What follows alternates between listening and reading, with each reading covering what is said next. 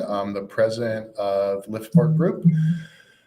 We've been doing these podcasts since about October, so really want you to take a look at our DareGreatly Space podcast on Spotify. Take a look at our YouTube channel. We got a ton of stuff there. We've been doing hundreds of individual interviews over the last 3.5 years. We've had the chief scientist of U.S. Space Force. We've had two different 3-star generals. One has become a 4-star general, General Salzman, that has become the chief of space operations, the leading general of Space Force. We've had the deputy administrator of NASA, Lori Garver. Let's see. The historian, the chief historian of NASA, the chief economist of NASA nominated, the chief economist of NASA.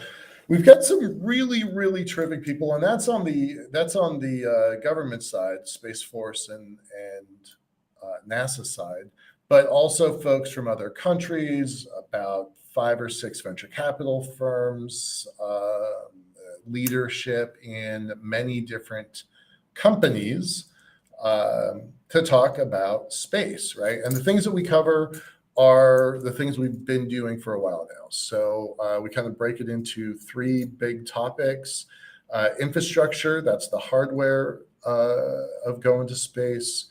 Money, how much does it cost? Who's spending it? Where's it coming from? Where's it going? And then policy, whether federal policy, doctrine from Space Force, what's happening in Europe. And the way that we do this, there's kind of 3 formats, is we have a news program, a news roundup show. We also do a deep dive into a document, really do some analysis. And then our favorite kind of show, the kind of show that we're having tonight, is with our guests. And we've had some just amazing guests over the last almost a year. So pretty excited to bring these folks on. I'll have them introduce themselves in a second. We'd love it if you are watching this on YouTube, if you would share, like, and subscribe. That would always be great. Our YouTube channel is where most of this content is held. We have hundreds of episodes there. We only have a couple dozen on the Spotify channel. So Spotify is a little bit newer for us. We have a Discord channel that is maybe not as active as we'd like it to be, but we post a lot of current events of news on that channel. So definitely check that out. And with that, I'm going to go ahead and bring on our guests. Just a second, please. Let's see, do this. And that. Ta-da. Hey, y'all. Hello. Hi. Hey. This is actually the first time that we've had 2 guests at the same time. Believe it or not, that out of hundreds of interviews, we usually just do a one-on-one. So that's going to be kind of fun that we have both of you here for that. So let's talk about this for a second. The way the show works is we kind of always start off with an origin story, kind of getting a little bit of your background. Because this industry is brand new, there's a lot of people that have preconceived ideas about how to get in here, right? Into this field, into this sector. I myself have a pretty bumpy path. Leah has one path, or my team, and Rachel has a different path. So we all kind of have different paths to get here, and that's one thing we want to encourage is that there's no correct way of getting here, and this space sector of ours, this commercial space sector of ours, is a little bit of the wild, wild west. Like there's a lot of different things. And if you're interested in the field, in the sector, there's probably a way for you to get involved. So we want to kind of showcase and encourage folks to reach out. So let's have you all talk about your individual origin stories, first personally, and then we'll get to off-planet research after that. Okay? Who wants to Definitely. And we're glad to be your first podcast guest, I guess. Mhm. It's funny, our very first conference that we presented at in, I think it was 2017, we also co-presented, and I have never seen it since then. So we didn't know it at the time, but we think it was unusual then as well. But no, actually, OPR 2 weeks ago just celebrated our 8th birthday. So, new space. How new is new space? Is the question. So, in that regard, well, you've been on my shows several times, right? Whether it's stuff for the Mars Society or Foundation for the Future, or just our independent shows. You've been on several shows that we've had. So independently, we've had just you, but not Vince. In fact, I didn't even know that Vince actually existed. I thought he was a figment of your imagination for a while. we let him out of the lab occasionally. Okay. All right. Someone has to keep the lights running. Tell us your origin story. How did you get into space in general? Oh, you want me to go first? Go for it. Okay, great. Okay. Okay. Well, Jack Schmidt loves it when I tell this story because it ages him. But when I was a little kid, like a lot of people that are in space now, I remember being called in by my parents to watch this really cool thing on TV. And I looked on TV and I saw this guy jumping around on the moon and getting stuff. And he kind of fell over a little bit and other people were making fun of him. And someone said, yeah, that's Jack Schmidt, everybody. And I remember looking at it, and my dad, who at the time, he worked on the Apollo program. He was an engineer at Boeing. And he said, that's the first scientist that has ever been on another planet.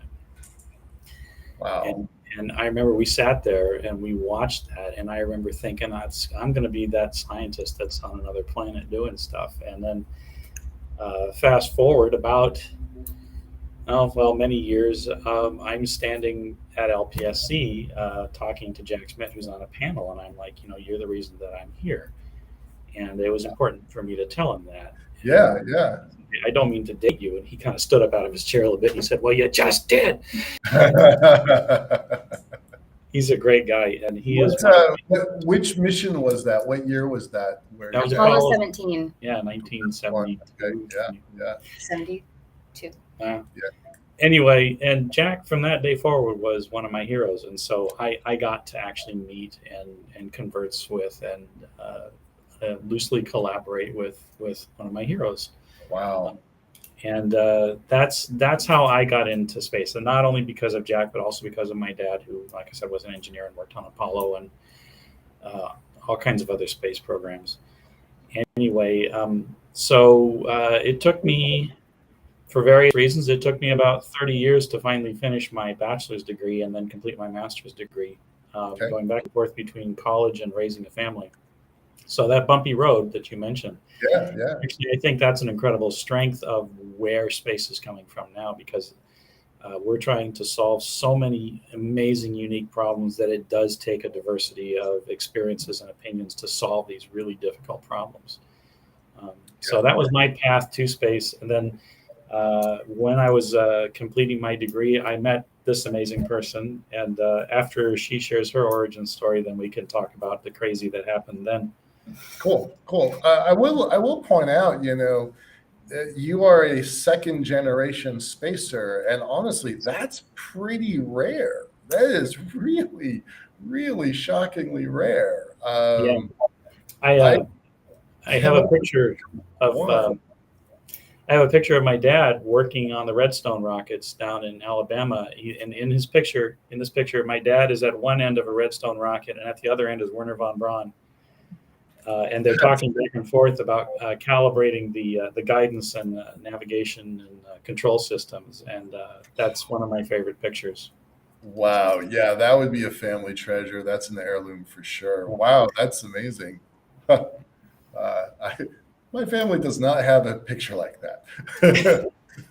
It's one of my favorites. Well, and maybe I should have gone first then. Mine's a whole lot less heartwarming than that.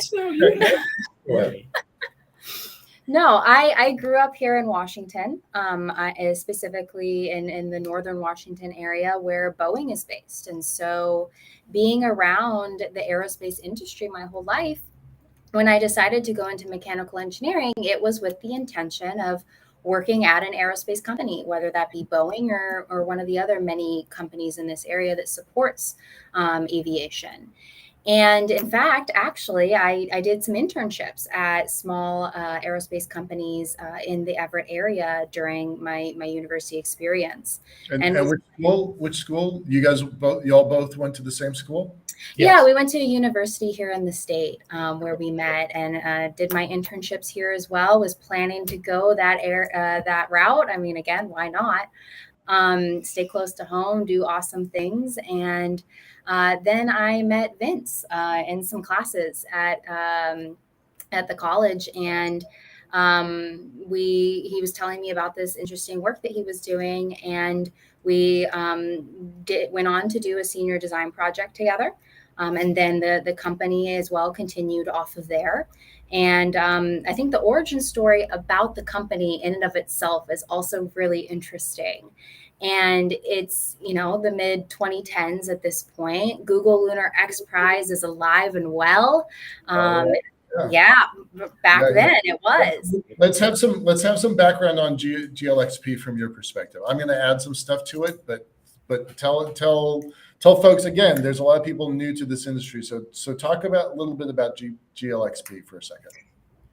Well, I'm sure it morphed quite a bit, but by the time we got involved, the focus was on getting a small rover to the lunar surface, being able to do that successfully, and then I think it was being able to move, correct? Collecting a sample and sending it back to Earth. That was the goal. Yeah. And it was founded on the same idea. They got Lindbergh across the Atlantic. Was there's a lot of great ideas out there and a lot of people that are really smart. Let's put up this prize, and whoever gets there first gets the prize, and it'll motivate people to do this. And it did that. Yeah. It proved to be a much harder goal than the originators of the contest thought it was, primarily because the transportation aspect, the getting a payload to the lunar surface in one piece, right, was not as developed as it could have been. But what it did do is it started a whole slew of companies that are around still, such as us and other companies you might have heard of, bigger companies. But we were not a competitor at any point in time. Right. I do want to clarify that, Michael. That is true. But we formed with the idea in mind. Again, we're mechanical engineers. Let's send something to the lunar surface. Yeah. From Vince's perspective, space was always his focus. From my perspective, we're just going to go a little bit further out into the atmosphere than aviation. Why not? And so the goal was to be able to actually develop technology. The thing is, when you're trying to develop technology for this very prestigious competition, that's going to be very expensive, as Vince said, with the lack of rideshare options that exist today, you need to have supporters and funders and investors. And in order to get those investors, you need to be able to prove it's going to work when it actually gets there. And in order to prove it's going to work, you need to have access to good testing materials and good testing services. And again, back in the mid 2010s, that was a lot more limited than it was now, especially with the focus being more on Mars than on the moon. So there really were not active lunar Regulus simulant providers. It was all historical stock that had been made, some of it in the early 2000s or late 2000s, but a lot of it even earlier. Yeah. And so that was one element. And then there really weren't a lot of testing facilities outside of NASA.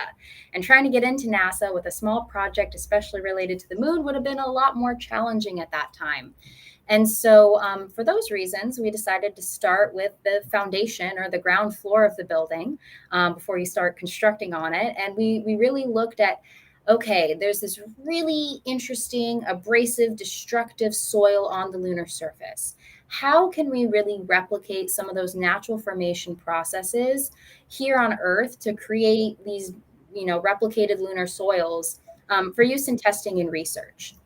And so we started there and spent a lot of time, several years, in fact, developing the simulants. Yeah, we wanted something that we would be confident to use. That when we said, okay, here's some technology we developed and we've tested it, we wanted to be able to say, for certain that it was going to work. And so we designed our simulants and our methodologies to achieve that goal. And at the same time, as Melissa pointed out, it was what a lot of other people needed as well. Yeah. Right. And so it served a dual purpose of meeting our goals while helping other people meet theirs. And all kinds of positive reasons for doing that, from building relationships to developing the actual technology, and to, as a new business, having a product that you could put out there that would have a more immediate return than 20 years down the line when you might get to the moon. So Yeah. it made good business sense, and it made good philosophical sense, and it made good engineering sense. And from that perspective, as well as wanting to be able to use this and supply it to others, we wanted to be able to provide options. Because, again, you're going to send this really highly refined equipment to another environment. You want to make sure it can operate there. And the moon is not homogeneous. And it's not just one simulant. Or two or three. Or even two or three, yeah. And so that was something that, back in the day, if you got a simulant, you got that simulant. There were no choices. It was most likely a Mare simulant or heavily basaltic. Occasionally, there were a few that were more for the highland regions, which are the lighter areas on the moon, that are more anorthositic. But you kind of got what you got. And it might have been used before, it might have been fresh, it might be different from the batch you got, a year ago. And so those were really things that we wanted to change. And so being able to make our simulants on the component level, literally having each sieve size of our feedstocks, allowed us to produce a range of general as well as custom simulants. Okay, you don't want certain size particles, great. You want to alter the composition, great. Because we make the simulants to order so that the client can customize it if needed. And if not, they still, though, have a wider selection than was ever previously offered. So those are things we're really proud of. Oh, no, go ahead. Sorry. Oh, I was going to get us back on track, but if you want to stay on this diversion, by all means. I want to two other things that are really important. Yeah. There were components of lunar regolith that were not available, to people to utilize, and that was agglutinates were a really big thing. And agglutinates are an extremely important part of regolith. It changes the mechanical properties. It changes the chemistry. It changes everything. So you needed to have that, and that was one of the first things we tackled as soon as we put together a base simulant. And the second thing is the concept that if you test in a simulant that's good for a certain landing site, then you can only say for sure that your technology will work at that landing site. Right. So what NASA learned early on during the Apollo missions was you want to test in a broad range of simulants to make sure that you can work when you get there. And so that's why it's important to not just use one or even two simulants. You want to test on a broad range. So let's go back to in the 2010s. I would say there were probably 12 credible teams. Maybe there were 26. I just made up a number. There were more teams, but not everybody was credible, right? I had the fortune and then immediate misfortune of being one of the very first hires of Astrobotic, and there was some drama, and the guy who hired me immediately got himself fired, and because he was fired, by default, I was fired. So I was at Astrobotic for exactly 1 week and never received an official paycheck. It's a pretty funny story, but that was the early 2010s. And there was this scramble for who was going to be able to build stuff, and companies popped up left and right. Most of them don't exist anymore. Some of them have a bit of a soap opera story behind them about, coming alive, quickly dying, a little bit of resurrection, dying again. Like, there were a lot of companies that were part of that original GLXP. Those were also the years that I was doing a lot of stuff with the International Space University, and ISU was really involved with GLXP because one of the three founders of ISU was also instrumental in creating the X Prize Foundation. So ISU definitely had some technical advantages and some relationship advantages in the early days. So there was a lot of hope about GLXP, and then over time,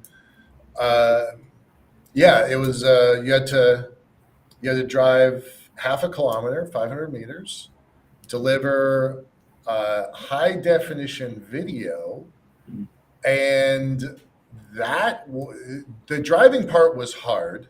Landing, we all know, because we're going to talk about it, we all know that landing is hard. But we didn't know that then, right? We didn't realize then how hard it was. And so everybody focused on the robots. And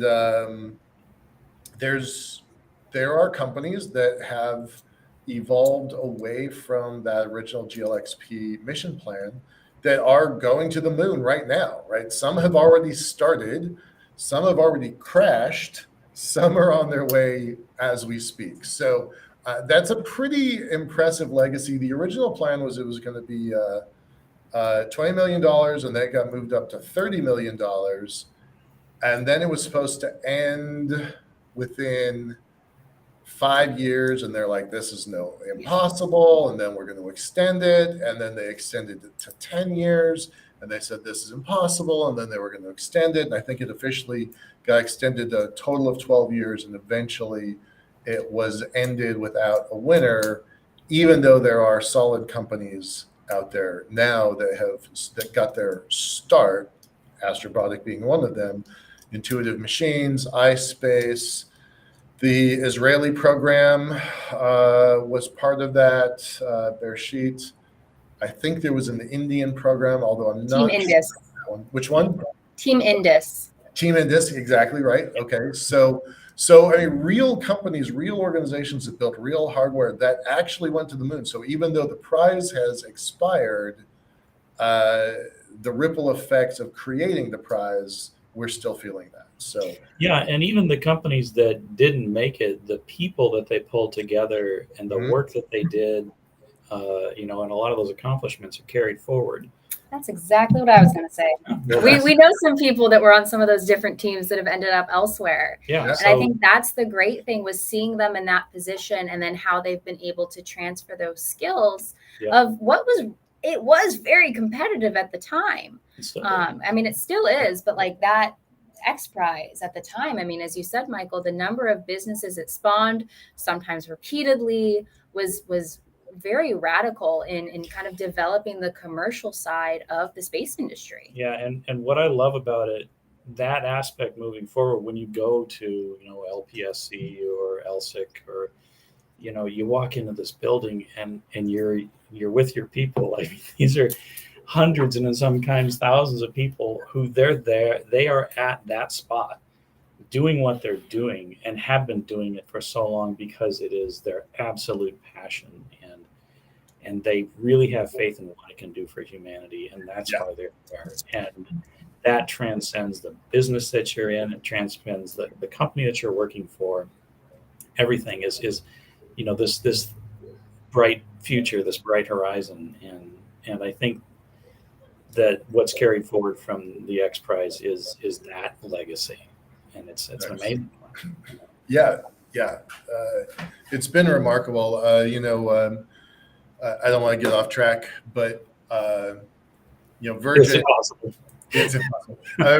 Virgin launched its first commercial flights just a few days ago, and again has its origin stories in the original X Prize. So there's a long story behind that. We're not going to get into it, but there was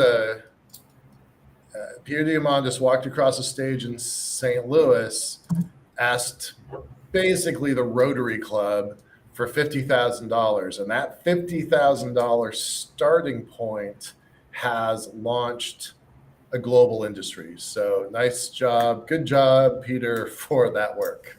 We all have a debt to pay, of thanks to them. All right, let's stay focused here. All right, so that's in the early 2010s, but Melissa, you just said that you're 8 years old. So how did OPR happen? Right, so there's a gap there. Let's clarify. Off-Planet Research just celebrated our 8th birthday. Okay. Melissa is older than 8 years. I promise. Okay, good.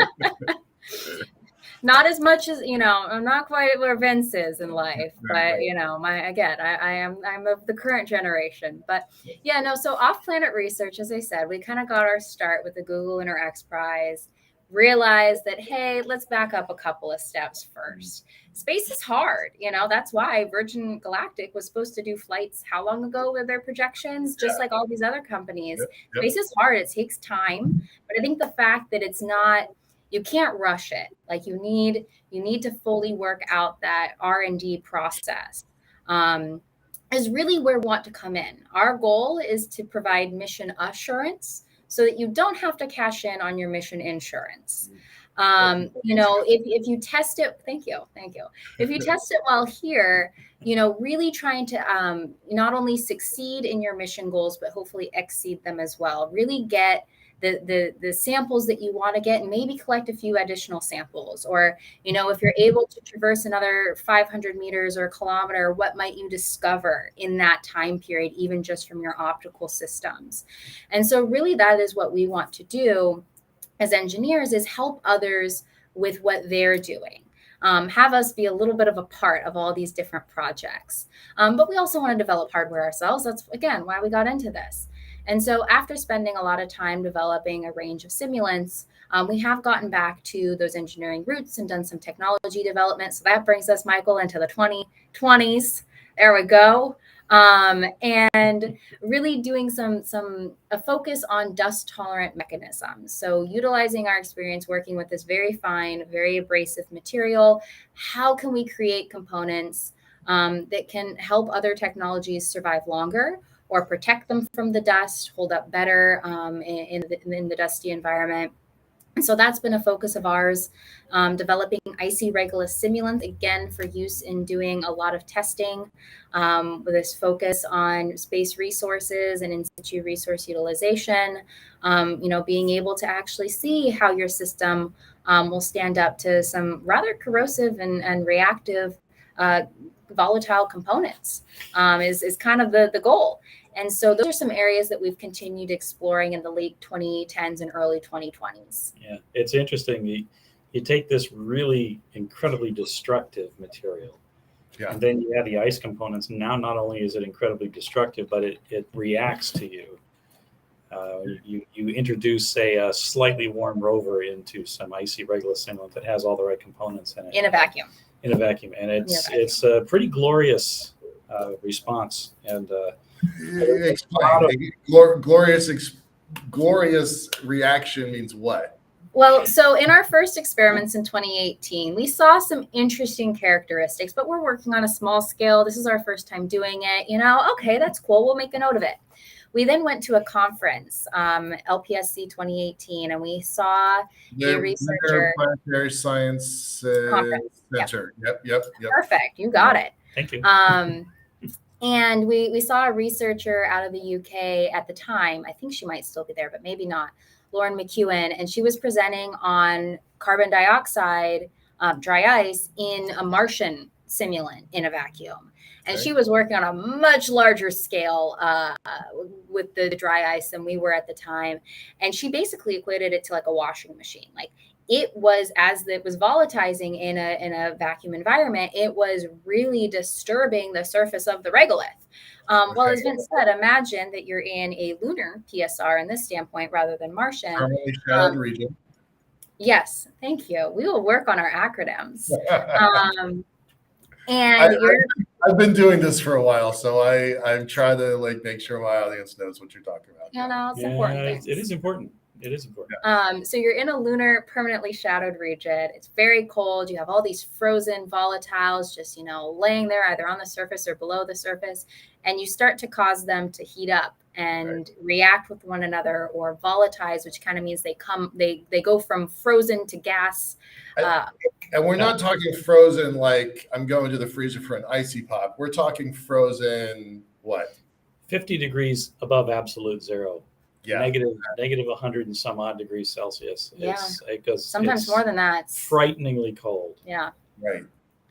All right. And so now you've got this thermal environment where you've got something really cold and something that's pretty cold but warm by comparison, right? And then what? Yeah, and so that is the question, Michael. That is exactly the question.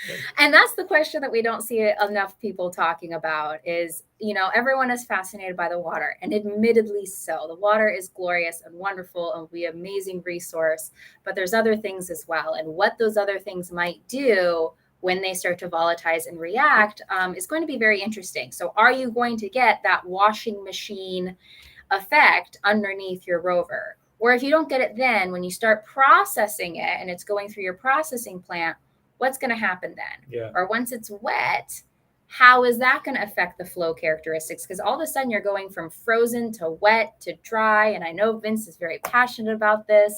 Well, it's interesting because you are now talking from a design standpoint. If you're going to set up a piece of equipment that's going to take in this icy regolith on the moon and warm it up to extract off various things, and you're going to have to push this stuff through this processing plant, you're going to run into a very unique material that has never before been seen by humanity, and that is wet lunar regolith. And the simulants that we use, the stuff turns into Play-Doh. Wow. And try to push that through a processor. And there's all kinds of, that's just as an example, there's all kinds of bizarre things that happen as this material is warmed and pushed through, especially a confined space like a pipe or a warming compartment. And, there's so much work that needs to be done there, and it's going to be a heck of a lot of fun, and we can't wait to do it. So. Yeah, more research is needed by everyone. By everyone. I mean, I think that is fascinating. There's all this this hype about mining on the moon. Like, let's just go do it, as if we know what the heck we're talking about, right? As if we know, what's that line from The Martian? We're gonna science the shit out of it, right? Like, can we say that? I mean, Michael can say that. Okay. And there's this assumption that there's no unsolvable problem, right? But the fact is that we haven't been there in 50 years. Yep, there's a robot on the far side right now. So nice job. It's been operating for a long time and pretty effectively. So good for them. Good. There's 2 on their way right now. So fingers crossed that they don't become $100 million craters again. I want to be optimistic. We're not going to get into the politics of this, but there's a lot on the line for Russia right now. There's a lot on the line for their landers. So I wish them the very, very, very, very best, but I think they're up against something really challenging. Yeah, well, not to go political, but something we can say is this is India's attempt number 2. Right. And look how long it's been since attempt number 2. Yep. And so you can't, I mean, it's amazing and it's wonderful. And I'm so glad that they are trying again. Like, think about if they can successfully land, that shows that just because the first one wasn't successful doesn't mean the second one can't be.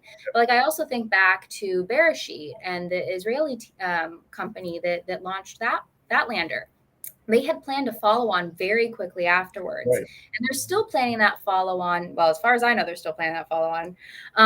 But it's taken a lot longer. And so I think that is the problem, Michael, that we can discuss that doesn't get too political, is it is detrimental to not have successes, if only to the long-term plan and that long-term vision of being able to get that funding a second time, or get the continued funding and support, whether it be private or government, government funding. And what do you need to redo in order for that second time to be successful? And that's just the landing. That's not even the operation on the lunar surface, which is we have no idea. We have no idea what's going to happen on. But you kind of are making the point I'm trying to get to is, because India has gone twice in 2.5 years, it actually has practical.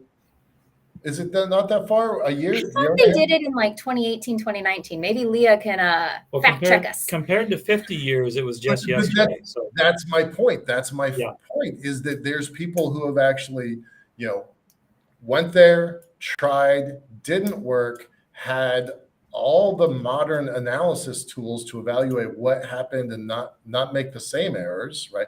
They might make different errors, but they're probably not going to make the same errors. Whereas on the other side, Russia hasn't been to the moon in 50 years, and actually I think more. And they might have the same problems that Israel and India did, right? Yes, they've been there before, but I'm sure they have the same problems with slide rulers and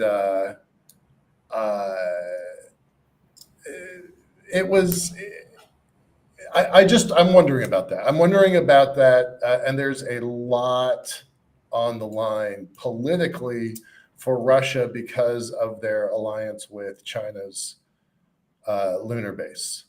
So yeah, it's going to be really interesting. And Leah says that the last lunar mission, Luna 24, took off in 1976. So that was a long time ago. Yeah. All right. Let's focus on a little bit on current events. All right. So you're focusing on building simulant and getting the simulant right, because if the testing medium is wrong, the tests are wrong, right? Is that? Yeah, we refer to our simulants as engineered test materials rather than just simulants. And there's a very good reason for that, because when you're doing testing, that's what you're actually doing is, it's just like a pair of calipers or a calibrated scale. It has to behave right. It has to do what it's supposed to do, and it has to react properly with your test object in order for you to get meaningful results. Yeah, the thing to keep in mind is that we are on Earth, and these are terrestrial materials. And so that's the other consideration to have is, how does this simulant interact with your system, which is also on Earth, in a test environment that is also on Earth, but you can control certain factors. So how does the humidity affect the properties? Because we know it does. How does the level of vacuum, which we also know it does? How does thermal and radiation and space weathering affect some of these different variables of not only a simulant, but also all the other aspects of testing? And so that is something to keep in mind as well, is, how are they going to interplay with one another, and what can we infer then for how it's going to operate on the lunar surface, and even the vacuum level we can't get to here on Earth. It's 10 to the negative 12 torr, and if you're lucky, you get to 10 to the negative 9. Most of the time, you get to 10 to the negative 6. And so there are some engineering, that's where engineering models can be really helpful, especially when they're combined with physical testing, is how can we take what we know or can learn here and really prepare ourselves as much as we can. And then in the case of where we don't succeed, how can we learn from that? To revise our testing. You saw that during Apollo. I mean, the amount of changes that they made from mission to mission on such a short time scale was very drastic. Yeah. So let's talk about regolith. You can make different simulants for different locations. and those simulants for those locations, um, organization ABC are going to land at 3 different locations, and you can create a simulant that is specific to each location. Yes, and it doesn't matter whether it's on. We want to go to the equator. Everybody else seems to think the poles are where we want to be. What goes into that process of creating a site-specific simulant? And I'm not asking y'all to give away intellectual property. I'm just broad strokes. There's nothing there. Really, the question is, and this is the question, if you ask me that, Michael, I would ask you immediately back is, well, is there a certain composition you're aiming for? Because if it's an area where we've been, such as the equatorial regions, especially on the near side, we have a much better idea about the composition because we physically have been there. We have samples, we have measurements from the lunar surface. I want to go to Sinus Medea, and one of the surveyor missions landed actually really close. So yeah, that's actually perfect. Well documented. That one's good. No, I mean, it's fine. We're clearly very passionate about this. We actually really like the custom request because it allows us to kind of look at it and see what we can do to meet those specific needs, whether it's composition or otherwise. Give me a reason to go and dig up some really cool information about the moon. But, in other areas, we don't have a lot of known information. And so you're relying a lot on orbital data. You're relying a lot on experts looking at how the impacts might have stirred up regolith in other areas and transported it there or vice versa. And that's how you're going to get kind of what's called a gardening or intermixing effect in the different regions is you could have material, from tens or hundreds of kilometers away, depending on how big that impactor was. And so really looking at some of that data to help make inferences. And then once you have ground truth, being able to, refine your testing based off that. But as Vince said earlier, that's another reason to test in multiple simulants. Yep. If you test for a specific composition, you're prepared for that composition. If you test in a range of compositions or a range of different materials, then, hopefully you're better prepared for what you might encounter, whether it's known or unknown. Yeah, another one besides location. I mean, if somebody says, "Hey, we're going to go to Lacus Mortis," the next question after you ascertain where they're going to go is, "What are you going to be doing there? What do you need to test for?" Because no simulant, as Melissa inferred earlier, no simulant is going to be good for everything because we're dealing with terrestrial materials. So you may need to, if you're going to test a rover, you need to have a simulant that will select the mechanical properties so that you can get down into craters and come back up again. If the instruments on that rover are going to be dealing with laser ablation to try and identify the minerals in the rocks, now you need a different type of simulant. Okay. So you really need to understand your client or clients and what the picture is, because that rover is going to be considered a success if it can do its job to carry the payloads where they need to go, but it's also the mission is going to be considered a success if the payloads can do their job when they get there. So you really need to understand the clients and what their needs are. And sometimes in that discussion, you discover something new that you didn't know. And sometimes the clients discover new things that they didn't know. As a matter of fact, I think that's most of the time in these discussions. And so what happens is when you come out of this, you're supplying something a little bit different than you thought you were going to supply, and they're asking for something a little bit different than what they thought as well. Well, and as you pointed out, the thermal components, does it need to live through the day into the night into the next day, or is it operating in a permanently shadowed environment? Is it operating in a permanently sunlit environment, or you're going to go ahead and let it run its 12-day course, 14-day course, 12-day course. 14. Depends on when you land. Yeah. And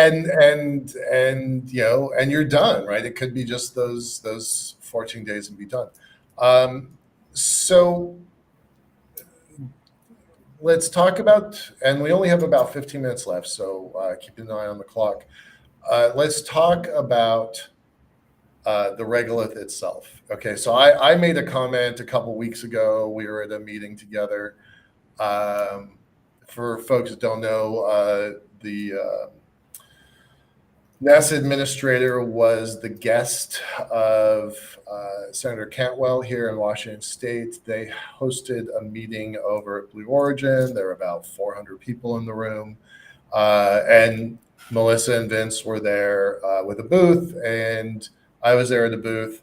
I was there visiting their booth, and somebody asked a question about regolith, and I made a kind of a smart ass comment. I said, if you have a choice of breathing in lunar regolith, lunar dust, or asbestos, choose asbestos, because we have knowledge that you can live about 25 years if you're breathing asbestos. And I think that number is shorter. We don't have evidence. I think that number is probably shorter if you're breathing lunar regolith. So y'all didn't like my comment. So what's wrong with my comment? Where am I in error? And I think you actually addressed it a little bit in your follow-up just now, which you didn't address previously, and that's that we know a lot more about asbestos. Right. Lunar regolith, we're still trying to figure this out. I mean, both from the Apollo era and what the astronauts experienced, I'm sure that they monitored their health, if not, through now, then at least for a long period of time, to see the effects that it had on them. But, there's a lot of researchers right now that are also trying to figure out the effects of lunar regolith or even lunar regolith simulants on the human body. And a lot of that has to do with not only its composition and what it might contain chemically or mineralogically, but also, and this is a very fine, very abrasive material. When we talk about agglutinates, we often, refer to them like a sandbox of razor blades. Like they're just very angular, very sharp. They have a very high glass content. And that affects technology in very specific ways. It's less understood how that affects the human body. And so for that reason, I'm going to stick with your sandbox of razor blades example for a second, because that does sound like it's a bad idea. I'm just going to... Oh, it's not a good idea. We're going to say that way. But essentially what we're getting at is, these particles are very fine. Most of them are finer than cake flour, as an example. And they're created by impact processes. Here on Earth, we have a lot of wind and water that kind of smooths the edges. Like I was at the beach this weekend and those rocks were pretty sharp, like for sand, like not gonna lie. But most beaches, it's lovely. You want to walk barefoot. You would not want to do that on a more abrasive material, or in this case, this Washington beach that apparently needs a little bit more time with the water. Very young beach. Very young beach. Thank you, Vince. Yes. And so, going from there, it's really how can we better understand this material from those perspectives as well, so that when we do have humans go, the plan is to keep the dust out. That is the plan. You don't want to interact with it. You don't want to inhale or ingest it. But what happens if you do? And so that's what a lot of folks are looking at from more the biology side, is how will that affect humans, and what can we maybe do to help mitigate some of that as well? What kind of instruments, what kinds of tests are we missing that we're not doing now? I know you've got a long list, but there's 2 missions on their way right now. Not to wish anything bad for either of those teams, but what's your gut tell you? Where are the problems they're gonna encounter? What are the problems they're going to encounter? I think that, again, if they can land that is a success. It's then what happens after that. And I think that's going to depend on what a lot of their mission goals were, what sort of instruments are on them. I know Russia had a much wider range of instruments that had been originally planned than they have. And India, admittedly, I don't know entirely what is on their lander, but I'm pretty sure it does have a rover. And it's going to be analyzing samples. And so really, I think what would be great is to get more of that compositional information and that, characteristics, the properties of the regolith as well as the environment. Really better understanding the environment and its effect on the regolith will be really important. In terms of, what needs additional testing. Well, here's the thing. This is a case where we have no idea what we don't know. Mm-hmm. That's it, exactly. And so what we need, it's hard to say, well, here's what we're missing because it could be such a big thing. What we need are two things. We need rapid iteration of mission and redesign, follow-on mission, redesign, follow-on mission.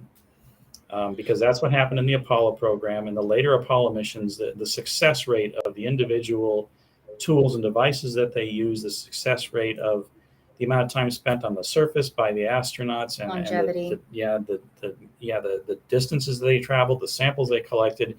Every time there was an iteration and a redesign followed by another iteration, there's leaps and bounds. That's what we need. That's what's got to happen. And at the same time, we need to get more than one asset on the ground at one time. Right. So, like, for instance, we have landers on Mars. One of them died because it had too much dust on the solar panels. If we had another rover in the area, they could have walked over and just bumped into it. Like a Roomba bumps into the chair and, wow, it's a chair, I'm going to go over here. If it could have just done that a few times, that lander would have worked a lot more. But we didn't have a rover in the area that could do that. And then the drill that got stuck because it for whatever reason, couldn't get down far enough to put the heat probe into the Martian soil. If there was another device in the area that could have come over and wiggled that a little bit more or helped it get into place, that would have been a complete success, but it wasn't. So having multiple assets in the area, at least one of them mobile that can interact with the technology, that's a game changer as well. And so what we need is those iterations, and we need more assets on the surface of them and working together. And the success rate and what you're able to accomplish is just going to go way up because of that. Or even if it's not operational, being able to utilize what either is still operational on that asset or get spare parts from that asset to increase the longevity of the surviving craft. I mean, it'll be really interesting to see if we get to that, when we get to that point, how we can utilize that to really extend missions or enable, or enhance missions by being able to pick up an instrument that maybe is still operating and just got stuck somewhere. Yeah. So there's currently one operating rover out there. If all goes well, in a few days, there's going to be a second. And if all goes really, really well, in a couple of weeks, there's going to be a third. But they're not anywhere near each other. They're very intentionally not within 1,000 miles of each other. They're not going to be able to do that. So you're saying a different mission architecture, not just fast iterations and learn from the previous missions, but also a different architecture so that you've got clusters and capabilities locally to each other. I think there's a case to be made for both because, clusters, people want to explore all these different areas of the moon. So you aren't going to want to do clusters initially. In other cases, there are companies, though, that want to develop swarms, essentially, of robots that will interact with one another. And so I think it'll be really interesting to have a mix of both, where, what can we do with a swarm? How does its longevity and its productivity really enhance like very in-depth analysis or sampling or activities at a specific area versus having more, standalone explorers, so to speak, on other areas. And I think both are great. I think there's benefits to both. But for what Vince is saying, the ability to kind of have almost like a redundancy through number is something that I think will be really interesting once we do have more activity in closer proximity to one another. Yeah. Awesome. I'm a big fan of clusters and swarms. I think they're an underappreciated and underutilized asset so far. So fingers crossed. With our last 5 minutes or so, I want to kind of switch gears. I want to still cover 2 topics, so we got to do them really fast. Exhaust plumes. Give us the cliff notes on exhaust plumes. How bad are they going to be? We've seen, and this is not my phrase, I wish I had come up with this. We've seen a rock tornado from SpaceX, a rock tornado, right? So we know it's going to happen within a 1 atmosphere, 1G environment with really, really, really small fraction of an atmosphere and a sixth of the gravity.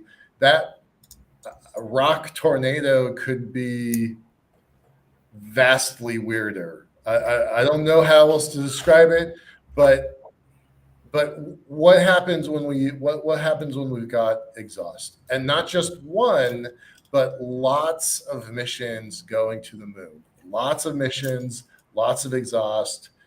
And currently no landing pads on anywhere other than PowerPoint slides. Yeah, it doesn't take much damage to take you out of commission in space. It really doesn't. Yeah. I mean, the Star Trek, Star Wars thing where there's massive explosion, it's not necessary. What's going to get you is that little ding that you didn't know you had. Right. Or the loss of the engines, like Starship experienced. Yeah. So, it is a much bigger problem than I think it's getting. Than the attention it should be getting more attention than it does. But you could say that about so many things in the space program right now. Well, but the reason I want to focus on this one is it doesn't just affect the launching organization. It affects everybody else who has infrastructure on the moon. Or potentially in orbit. They're going to have particle collectors on Gateway to analyze a lot of different dust, but one of the dust is what might be kicked up. Yeah, and this gets into that area of being a good neighbor, and that is going to be very critical. If you're not one of the hardest things to do in an environment this harsh, and this is one of the lessons that humanity learned during the exploration of Antarctica, is it's not so much getting there as living there. And whoever can live there is going to reap the benefits of it. And basically that means being a good neighbor and being able to work, in this case, on a whole different planet. I mean, as Melissa said, I mean, the reach, and as you said, the reach of doing that particular function wrong is massive. Yeah. So we do need to pay attention to it. And this is where lunar infrastructure becomes a really big deal. And NASA is really focusing on lunar infrastructure, and I think rightfully so. It's not just a landing pad, it's a lot of other things. But after you start to get more infrastructure in place on the moon, you're going to be able to do a lot more without having to fear the damage of just landing. But having said that, you're going to be exploring, which means you are always going to have landers landing in unimproved areas. When you're doing this, you can't land somewhere and then build a landing pad and then go out and prospect. That's not the way it works, at least not on a commercial basis. So you're going to have to find some way of landing in unimproved areas without negatively affecting people, halfway around. Right. Yeah. I think it is. I think it is a really big problem, and being good neighbors, I think, is probably harder than is being credited right now. Okay. Yeah. Last topic with our last 3 minutes. Taxes. What is the story with like, we're all in research. We all have a role in here, and there's some rules. So what's going on? Okay, I will try and be quick, but I have my notes since I'm an engineer. I'm not an accountant. So what our accountant said is that the Tax Cuts and Jobs Act was passed in 2017. Most of it took effect in 2018. The part that affects R&D was not supposed to actually take effect. Problem is we had a worldwide pandemic that messed up budgeting. And so it was supposed to keep getting sunset. It was in there to help pass budgets because apparently that is what they do. Well, it actually took effect in 2022. And everyone thought it was going to be, overturned or pulled at the last minute. So no one was ready for it. And then tax season hit here in spring of 2023. And essentially what it means is that it changes how R&D expenses are deducted. Instead of deducting the R&D expenses in the year that you have them and getting that lovely R&D tax credit that everyone is really excited about lately, you are required to deduct them over 6 years, with year 1 and year 6 getting a half reduction. So essentially what that means is if you had $100,000 in R&D expenses in 2022, you can't deduct that 100,000. Instead, in year 1, you only get to deduct 10,000. That means that the other 90,000 counts as taxable income in that year. And for small businesses, especially where pretty much all you do, especially in space, is research and development, that has really big implications when it comes to paying taxes on money that, again, in R&D often comes in and then goes straight back out. It's not like a lot of that is profit. Most of it is paying employees, it's paying suppliers, it's doing testing. Yeah, exactly. And so for that reason, it's really detrimental. It also affects the big businesses. And so there's a lot that is trying to kind of overturn this, but we're also dealing with a lot of other tax and budgeting and different issues right now. And so it might not actually turn over until next tax season. So it's important that it gets overturned, and then it's important that it's retroactive. In the meantime, a lot of people and a lot of businesses are going to pay a lot of extra money in sales tax, and it'll discourage people from doing research and development because they literally won't be able to afford to. Yeah. The tax bills on this are insane. And what is this rule specifically? What's it called? Tax section 174. Tax section 174 rolls right off the tongue. Yep. Okay. It basically slams the brakes on R&D. And when you're trying to, beat the competition to the moon, you cannot have somebody coming along and throwing an anchor around you. Right. And it's not, unfortunately, there's this image of it's like, oh, it's a billionaire tax credit. It's like, no, it's not. We're not billionaires. No, definitely not. It's the small innovation. I mean, these are focused on, SBIR, Small Business Innovation Research, right? STTRs, technology transfer with universities. That is the bulk of the R&D companies in the country, and they're all affected by this rule. What is it? Rule 170. Tax section 174. And most of them, because I tried to warn people because we did our taxes early, and people are like, oh yeah, my accountant says that's not a problem. Well, their accountant said it was a problem, and they actually went to file it because, even we have an accountant and a tax specialist, and both of them were like trying to figure out what to do with this. And so it'll be really interesting to see how this does affect companies, either short-term or long-term, especially depending on how long it takes to overturn. Because as I said, it is not an insubstantial tax increase. It is very significant. Yikes. All right. Well, with that kind of downer moment as an ending, I apologize, but we love to have you back. I think this is a kind of a fascinating topic. Dust on the moon, whether you're there for an hour a week through the lunar night, a year, whether you're by yourself or clusters, whether you're on the equator or on the poles,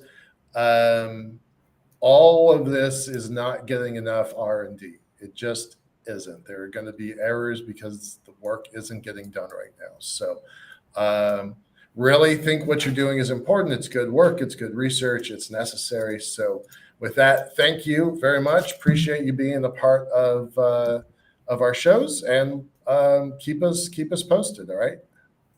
Definitely. Thank you for having us, Michael. Thank you. Bye-bye.